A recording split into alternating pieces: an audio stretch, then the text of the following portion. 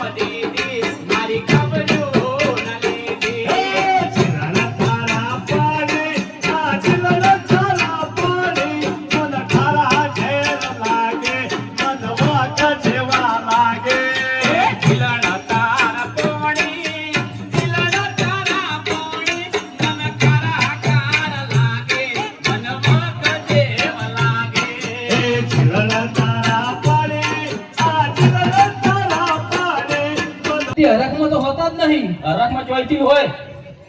हो वाला थोड़ो हरख तो देखाल भले नामे पूर्ण बात मारी ओके उजागरा नी चूड़ा रे दरिया मारी माते उजागरा वाला थोड़ो हरख तो देखाल भले नामे पूर्ण बात मारी आते उजागरा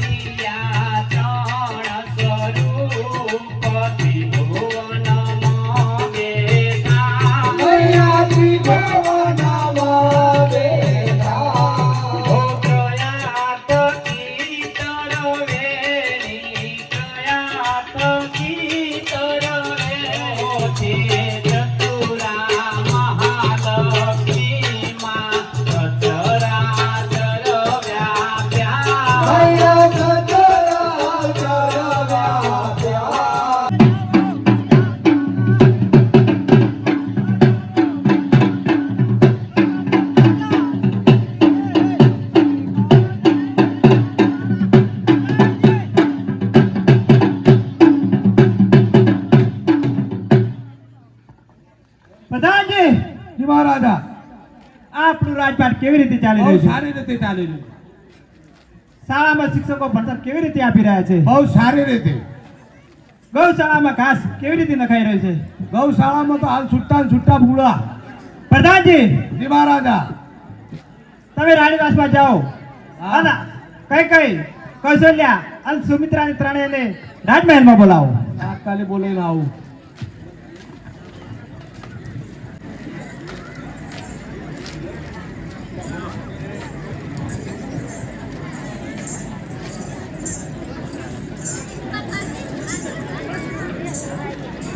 મહારાજને પ્રણામ. અરે મહારાજ, અમને અહીંયા બોલાવવાનું કારણ? અરે બોલાવવાનું તો કઈ ખાસ કારણ નહીં, પણ હવે મારી પણ ઉંમર બહુ થઈ ગઈ છે, માટે આપણો પુત્ર રામ ને અયોધ્યાની રાજ તિલક કરી અને તેને રાજસિંહાસન સોંપવું છે.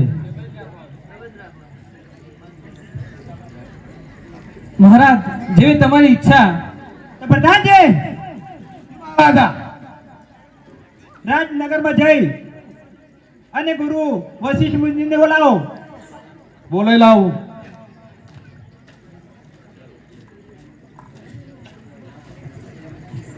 આવી જા મહારાજ.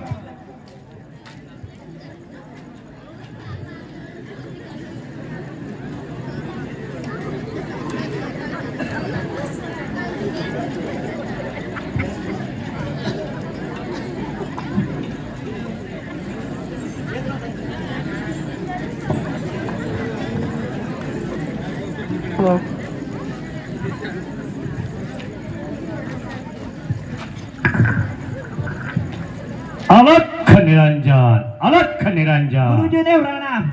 હા, ગુરુદેવને પ્રણામ. પ્રણામ પ્રણામ. અયોધ્યાપતિ રઘુકુળ રાજા દશરથ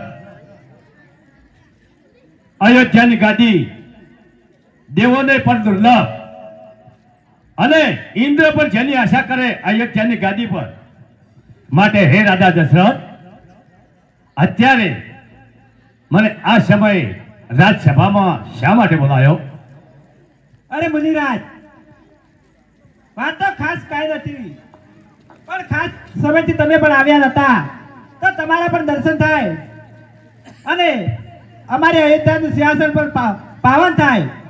અને સાથે સાથે અમે એક એવો પણ નિર્ણય કર્યો છે કે હવે અયોધ્યાની રાજગાદી અમારા પુત્ર રામને સોંપવાની છે. રાજા દશરથ, વિચાર તો બહુ સારો છે અને રઘુકુળમાં આ પણ રીત સદા ચલી આવી છે. માટે રામ હવે ઉંમર લાયક થઈ ગયા છે તો તેમને ગાદી સોંપવી એ જરૂરી છે. તો મુનિવાર, તો રામને ગાદી સોંપવા માટે સારું મુહૂર્ત ગોતી આપો. સારું મુહૂર્ત. જો ત્રણ ભવનનો નાથ જે રામને ઓળખે એ જ ઓળખી શકે. રાજા દશરથ એમ માને છે કે આ મારો કુંવર છે, પણ નહીં, આ રાજા કુંવર નથી. આ ત્રણ ભવનનો નાથ વિષ્ણુનો અવતાર રાજા દશરથના ઘેર અવતાર ધારણ કર્યો છે. માટે એમને રાજભિષેક, રાજ તિલક અને સારું ચોઘડિયું જોઈ અને હે રાજા દશરથ, હા મુનિવાર. મારા મુહૂર્તમાં કઈ પણ ખામી નહીં આવે, પણ તમારે જે હું કહું તેમ કરવું જ પડશે. મુનિવાર, તમે જે કહેશો તે કરવા માટે અમે તૈયાર છીએ. તો શુભ ચોઘડિયું, શુભ મુહૂર્ત, શુભ દિવસ. આવતીકાલે સવારે સૂર્યનારાયણ ઉગે અને સવા 9 કલાકે શુભ ચોઘડિયું ચાલી રહ્યું છે. શુભ ચોઘડિયામાં રાજા રામને રાજભિષેક કરવાનો અને સિંહાસન ઉપર બેસાડી રાજ મુકટ પહેરાવવાનો. રાજ મુકટ પહેરાઈ અને સોનાની થાળીમાં, સોનાની વાટકીમાં કંકુ કેસર ઘોળી અને મોતીડે એમને વધાવવાના અને રાજ તિલક કરવાનું સવારે સવા 9 કલાકે. અરે મહારાજ તો શુભ કામમાં શા માટે દેર કરવી પડે? તો કાલ સવારે જ રામને તિલક કરી દઈએ. હે રાજા દશરથ, હું પણ એવું કહેવા માંગુ છું કે આવતીકાલે અયોધ્યા નગરીમાં કોઈ પણ ઘર એવું ખાલી ન રહેવું જોઈએ કે જેને ટોટલે તોરણ ના બાંધ્યા હોય, કે જેને ટોટલે દીવા ન થયા હોય. એવા આખા શહેરમાં ઢંઢોરો પીટાવી અને આખા શહેરમાં ઢંઢોરો પીટાવો કે આવતીકાલ સવારે રામચંદ્ર ભગવાનને રાજ તિલક કરવાનું છે, તો ગ્રામજનો સર્વો રાજસભામાં હાજર રહે અને દુધંબી ડંગા વાગે, શરણાઈઓના સૂર વાગે અને ઢોલના ધીબાકા વાગે. હે રાજા દશરથ, આ રીતે રામનું રાજ તિલક કરવાનું રહેશે. અરે પ્રધાનજી, તો નગરમાં જઈ અને ઢંઢેરો પીટાવો કે તમારા ઘર સજાઈને તૈયાર કરો. કાલે અયોધ્યાપતિ નવો રાજા રામ આવે છે. બરોબર. અને ઘેર ઘેર કંકુના સાચિયા પુરાવાના, ઘેર ઘેર ઘીના દીવા પ્રગટાવવાના અને રાજસભામાં રાજ તિલક સવારે 9:15 કલાકે. લ્યો હવે રાજન, પણ તમારી દક્ષિણા તો લેતા જાઓ. अलख निरंजन, खुदा देता है सफर फाड़ के, हम कभी किसी को लाता नहीं. अरे आप देते हैं तो मैं आपका स्वीकार करता हूँ महाराज. मैं आपके रामचंद्र के सिंहासन पर बैठ के राज तिलक बाद में लेऊंगा. मैं चलता हूँ. તો મહારાજ કાલે સવારે વહેલા પધારજો. જેવી તમારી આજ્ઞા. अलख निरंजन, પ્રધાન કે મહારાજ अलख निरंजन, ચાલો. अलख निरंजन.